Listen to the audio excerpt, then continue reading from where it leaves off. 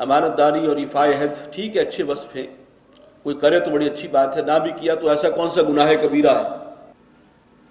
لیکن حضور صلی اللہ علیہ وسلم نے ان کی اہمیت کو واضح کیا ہے۔ ایک بہت اہم حدیث ہے، اس کے راوی حضرت انس رضی اللہ تعالی عنہ فرماتے ہیں قلما خطبنا رسول اللہ صلی اللہ علیہ وسلم الا قال، شاید ہی کبھی ایسا ہو کہ رسول اللہ صلی اللہ علیہ وسلم نے خطبہ ارشاد فرمایا ہو اور اس میں یہ الفاظ نہ کہے ہوں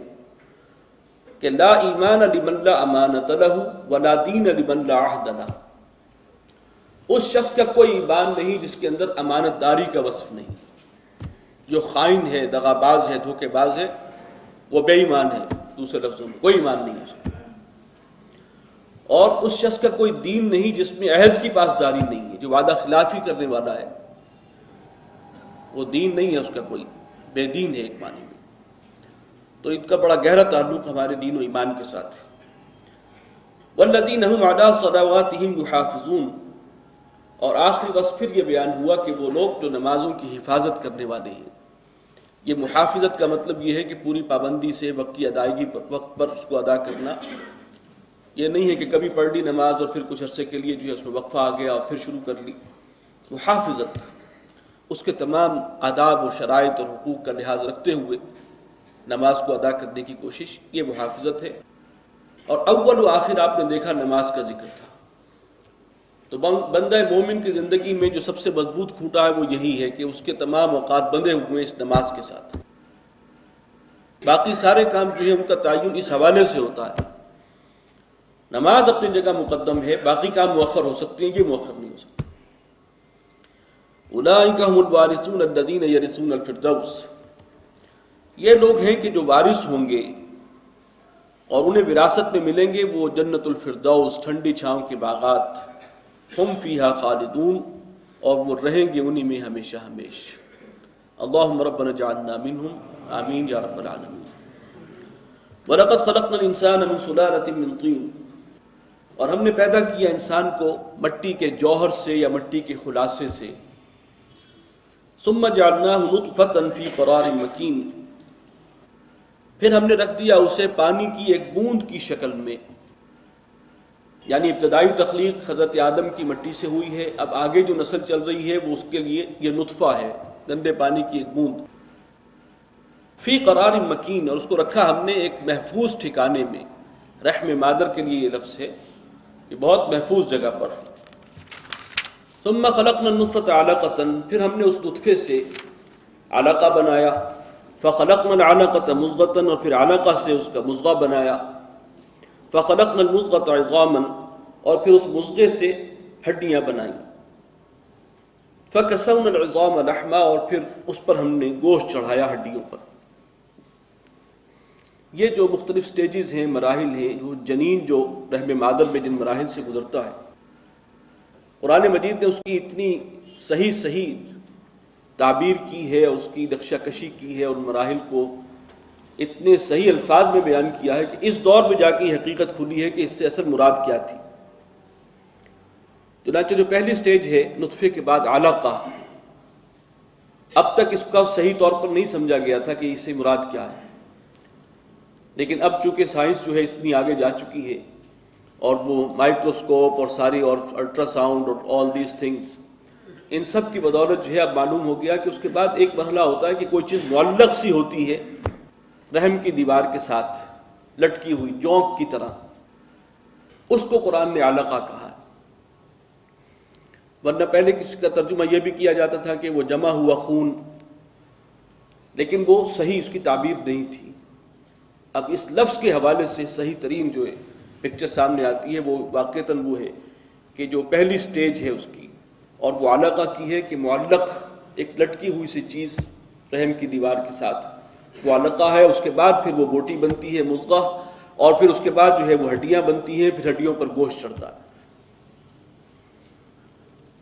یہ جو مورس بکائی ہیں فرینچ ڈاکٹر، انہوں نے بھی اس کی توثیق کی ہے کہ واقعتاً قرآن مجید کا یہ اعجاز ہے کہ اس نے اتنی باریک بینی کے ساتھ ان چیزوں کو بیان کیا 1400 سال پہلے، جبکہ ان کے معلومات کے کوئی ذرائع نہیں تھے۔ اسی طرح کینیڈا میں بھی یہ مشہور ہے کہ ایک سرجن اور ڈاکٹر تھے جن تک یہ بات پہنچی، انہوں نے جب اس کی تحقیق کی اور انہوں نے بھی اس امر کا اظہار کیا کہ واقعتاً یہ ایک معجزہ ہے، اور پھر وہ ایمان لے آئے اسی بنیاد پر۔ ثم انشأناه خلقا آخر، اس کے بعد ہم نے پھر اٹھایا اسے ایک اور ہی اٹھان، ایک نئی صورت، ایک نئی تخلیق۔ اس کے بارے میں یہ بہت اہم مقام ہے۔ عام طور پر مفسرین گزر گئے ہیں یہ کہہ کر کہ پھر وہ بن گیا پورا انسان، یعنی گندے پانی کی بوند سے جو ایک مرحلہ شروع ہوا تھا اور پھر وہ ایک نئی تخلیق، نئی صورت۔ لیکن تفسیر ابن کثیر میں بھی روایات ہیں اور یہ الفاظ بھی بتا رہے ہیں کہ یہ کوئی نئی اٹھان ہے، یہ کوئی اور تخلیق ہے، یہاں نوعیت کا فرق پڑ رہا ہے۔ اور وہ یہ ہے کہ پھر رحم مادر ہی میں ایک سٹیج وہ آتی ہے جب فرشتہ اس بچے کی، اس انسان کی جو اس وقت رحم مادر میں انڈر پروسیس ہے، اس کی روح لا کے ٹانگ دیتا ہے اس کے ساتھ۔ اب نوعیت بدل گئی۔ اس سے پہلے وہ حیوانی سٹیجز ہی تھیں جو ہر حیوانات کے اندر بھی چل رہی ہیں، وہ اس انسان کا حیوانی وجود تھا جو ابھی تک پرورش پا رہا تھا اور اپنے مراحل سے گزر رہا تھا، مختلف فیزز سے۔ 4 مہینے کے بعد، 120 دن کے بعد، متعدد احادیث میں یہ بات آئی ہے کہ پھر فرشتہ، اللہ تعالیٰ فرشتے کو بھیجتا ہے اور وہ اس پہ روح پھونکتا ہے۔ اب اس کو اگر ہم یہ کہیں کہ وہ جان ڈالی جاتی ہے تو یہ بات فیکچولی غلط ہے، اس لیے کہ جان تو پہلے دن سے موجود ہے، اس نطفے کے اندر بھی سپرمز ہیں جو جاندار ہیں۔ تو یہ جو ہے یہ وہ شے ہے، وہ جو انسانوں کی ارواح کی تخلیق بہت پہلے ہو چکی ہے، جن سے وہ عہد بھی اللہ تعالیٰ لے چکا ہے، الست بربکم۔ اب جس شخص کا حیولہ تیار ہو رہا ہے، ابھی انڈر پروسیس ہے، وہ 4 ماہ کے بعد وہ روح لا کر اس کے ساتھ ٹانگ دی جاتی ہے، اب یہ انسان بن گیا۔ تو یہ ہے ثم انشأناه خلقا آخر فتبارک اللہ احسن الخالقین، احسن الخالقین۔ تو کیا ہی بابرکت ہے وہ اللہ کے جو بہترین تخلیق فرمانے والا۔ ثم انکم بعد ذلک لمیتون، پھر یہ کہ اس کے بعد تم سب پر موت طاری ہوگی، تم سب کو مرنا ہے۔ ثم انکم یوم القیامۃ تبعثون، اور پھر یقیناً اس قیامت کے دن، وہ کھڑے ہونے والے دن، پھر تم سب اٹھائے جاؤ گے، دوبارہ زندہ کیے جاؤ گے۔ وَلَقَدْ خَلَقْنَا فَوْقَكُمْ سَبْعَ طَرَائِقَ، اور ہم نے تمہارے اوپر بنائے ہیں 7 طبقات، تہ بر تہ 7 آسمان۔ وَمَا كُنَّا عَنِ الْخَلْقِ غَافِلِينَ، اور ہم یہ سب بنانے کے بعد اپنی خلق سے، اپنی مخلوقات سے غافل نہیں ہیں۔ اس چھوٹے سے جملے میں ایک بہت اہم حقیقت بیان ہوئی ہے، اس لیے کہ فلسفیانہ جو بھی تصورات اللہ کے بارے میں رہی ہیں، اس میں یہ بنیادی چیز یہ ہے کہ اللہ تعالیٰ ٹھیک ہے اگر کوئی ہے بھی، فرسٹ کاز ہے، کاز ایفیکٹ کا ایک چین ہے جو چل رہا ہے، اور از خود ایک کاز جو ہے وہ اپنے ایفیکٹ کو جنم دیتی ہے، پھر وہ خود کاز بنتا ہے، وہ اگلے ایفیکٹ کو جنم دیتا ہے، یہ چین ہے۔ لیکن سب سے پہلے جو کاز تھی، یہاں سے بات شروع ہوئی، وہ اللہ ہے۔